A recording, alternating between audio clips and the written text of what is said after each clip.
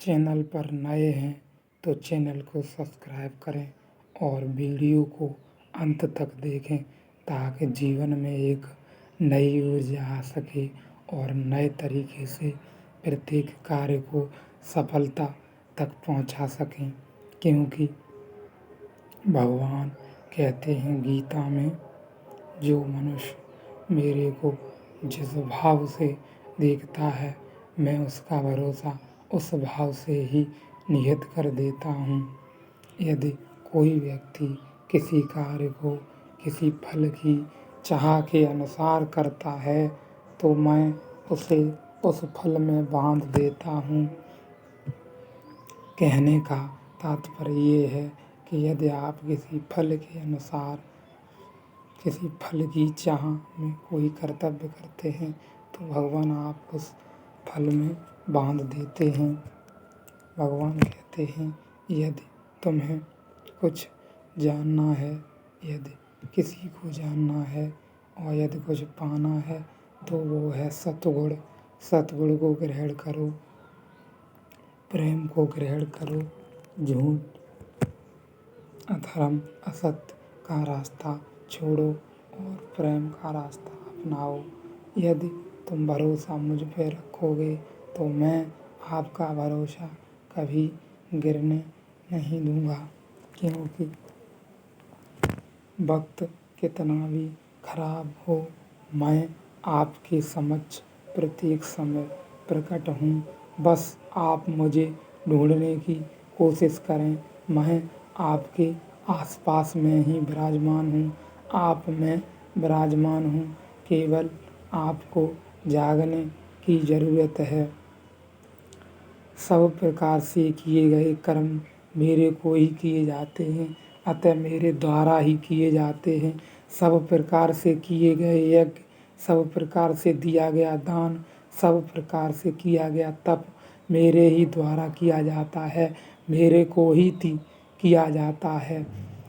ये सब होते हुए भी यदि कोई इन सब कार्यों को केवल कुछ बहुत की चीज़ों को पाने के लिए करता है तो वह दान, तप, यज्ञ सब कुछ राजसी और तामसी हो जाता है, रजोगुण और तमोगुण से भर जाता है। और इसी के उपरांत यदि कोई व्यक्ति मुझे पूरे मन से चाहने की कोशिश करता है तो वह उस फल को न देखकर केवल उस कर्तव्य पथ पर बढ़ता हुआ आगे चलता है और वह सतगुणी कहलाता है। सतगुणी ही मैं हूँ, क्योंकि मैं किसी अनिष्ट या दुर्जन के लिए नहीं हूँ। मैं न तो कोई प्रिय के लिए हूँ और ना ही किसी अप्रिय के लिए हूँ। कहने का मतलब है कि भगवान कहते हैं न तो मैं किसी को अधिक प्रिय हूँ और ना ही मुझे कोई अधिक प्रिय है और ना ही मैं धर्म अधर्म में हूँ, ना ही झूठ सच में हूँ, ना ही ऊंच नीच में हूँ। लेकिन जो व्यक्ति इन भावनाओं में पड़ा हुआ है वह अभी सत्य के मार्ग पर नहीं निकला है। क्योंकि जो इन चीज़ों को छोड़ देता है वह सब में बरतता हुआ भी भगवान में ही बरतता है। यह भगवान का ही कहना है कि यदि आप मांस खाने वाले और मांस को बनाने वाले दोनों को एक ही भाव से देखते हैं तो वह आपकी सद्बुद्धि है। और यदि आप उसमें भेद करते हैं तो यह आपका अज्ञान है। अज्ञान इस तरीके का है कि वह तो उसका कर्तव्य है वह अपने कर्तव्य का पालन कर रहा है। यदि आप ऐसा करते हैं तो आप अभी बहुत आगे नहीं निकले हैं। यदि आप किसी धर्म गुरु या ध्यानी व्यक्ति के पास जाते हैं और उससे सद्गुण आचरण ग्रहण करते हैं तो यह बहुत पुण्य का काम है। और आप यदि गीता में बताई गई बातें दान, यज्ञ, तप, दया, क्षमा, याचना, प्रेम पूरे सच्चे मन से निस्वार्थ भाव से बिल्कुल किसी की काम और फल की इच्छा को त्याग कर करते हैं तो निश्चित रूप से ही आप एक ही भाव से भगवान के चरणों में समर्पित हैं और खुद को भी समर्पित करते रहेंगे आगे भी। भगवान कहते हैं तू अकेला नहीं है, मैं भी तेरे साथ हूँ। जब भी वक्त पड़े तो मैं तुझे धीरज दिलाऊंगा। भगवान कहते हैं यदि तुम मुझे एक क्षण के लिए भूल भी जाए तो भी मैं तेरा ख्याल अवश्य रखूंगा, क्योंकि प्रत्येक प्रकार के भोजन को खाने वाला, बनाने वाला और उसको पचाने वाला भी मैं ही हूँ। फिर तुम किस में बरत रहे हो?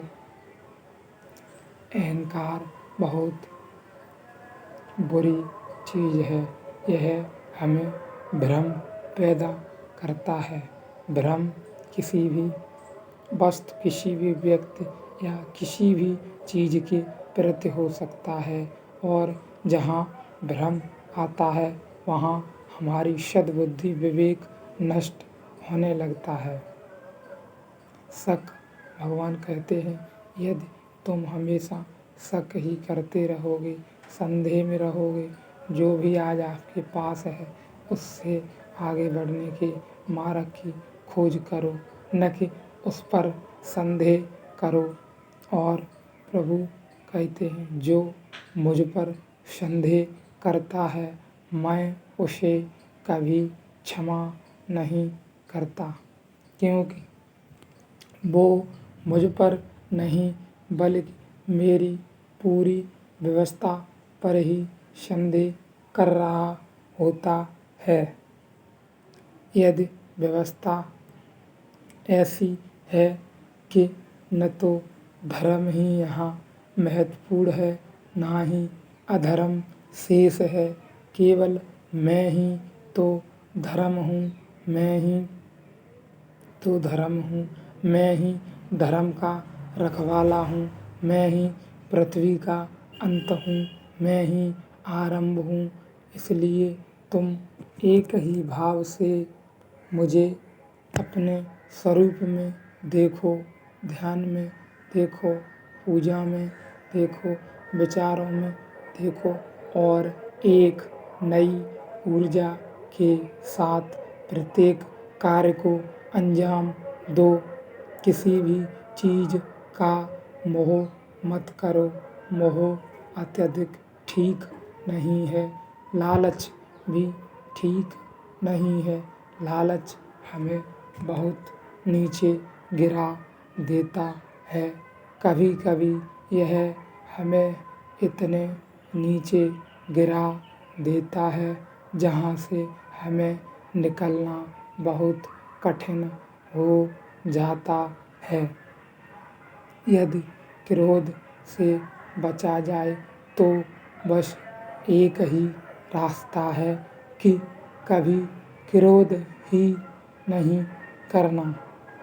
भगवान कहते हैं सब तरह से धर्मों में मैं ही पूजता हूँ, मैं ही किसी भी जो जिस देवता की पूजा करते हैं, मैं उनका उनमें भरोसा दृढ़ कर देता हूँ। यदि आप भी सफल होना चाहते हैं अपने जीवन में, तो गीता की बातें ज़रूर सुनें और उसी के साथ साथ अपने जीवन में ज्ञान, ध्यान, पूजा, अर्चना, भजन, छंद, सुबह, योग, प्राणायाम के माध्यम से परमात्मा से जुड़ने की कोशिश करें और अपने जीवन में गीता के विचारों को ग्रहण करें। जो गीता का सार है वह यही है कि बार बार भी हो सके आप उस काम को करते रहें जब तक कि उसमें सफल न हो जाएं, क्योंकि यहाँ न तो कुछ पुराना है और न ही कुछ नया है। परिवर्तन ही संसार का नियम है और यह लगातार होता रहता है। जो हुआ था वह भी अच्छा ही हुआ था, जो हो रहा है वह भी अच्छा ही हो रहा है, जो होगा वह भी अच्छा ही होगा और सर्वमान्य होगा। क्यों रोते हो? जो क्या पीछे छूट गया है, क्या वर्तमान में नहीं मिला है या भविष्य में नहीं मिलेगा, जिसकी तुम चिंता करते हो? मैं हूँ तो तुम्हारा अस्तित्व भी कायम है। यह तुमसे कोई नहीं छीन सकता है। इसलिए जीवन में आगे बढ़ो और एक कामयाब इंसान बनो। भगवत गीता के विचारों के अनुसार दया, क्षमा, प्रेम, याचना बनाए रखें सभी मनुष्यों के साथ। यदि कोई व्यक्ति मनुष्य से मनुष्य में घृणा करता है तो वह भी मेरे स्वरूप में विद्यमान मुझसे घृणा करता है। ऐसे व्यक्ति को भी मैं कभी क्षमा नहीं करता हूँ। जो मेरे स्वरूप में विराजमान किसी अन्य मनुष्य से घृणा, क्रोध या ईर्ष्या करता है। इसलिए हमें जीवन में ईर्ष्या, निंदा, बुराई, घृणा से बचना चाहिए। यह मनुष्य के पतन का कारण होते हैं।